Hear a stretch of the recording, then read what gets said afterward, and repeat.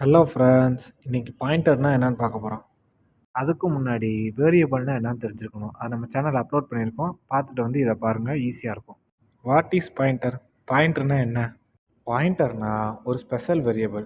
எப்படி ஸ்பெஷல் வேரியபிள்னா, ஒரு டேட்டாவை வேரியபிளை ஸ்டோர் பண்ணுறோம். பாயிண்டரில் இன்னொரு வேரியபிளோட மெமரி அட்ரஸை ஸ்டோர் பண்ணுவோம்.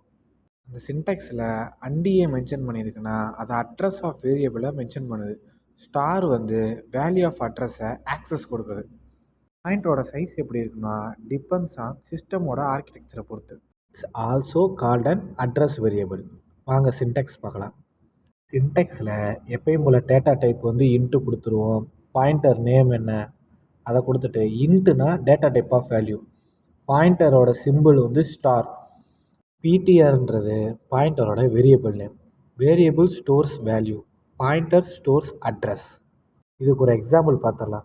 எக்ஸாம்பிளில் எக்ஸ் வந்து 5 நம்ம ஆல்ரெடி அலைன் பண்ணிட்டோம். இதில் பாயிண்டர் ஈக்குவல் டு அண்டு எக்ஸ்ன்னு கொடுத்துட்டோம். இப்போ பாயிண்டருக்கு நம்ம 20 அலைன் பண்ணால் பிரிண்ட் ஆஃபில் எக்ஸுக்கு வந்து 20 தான் வரும்.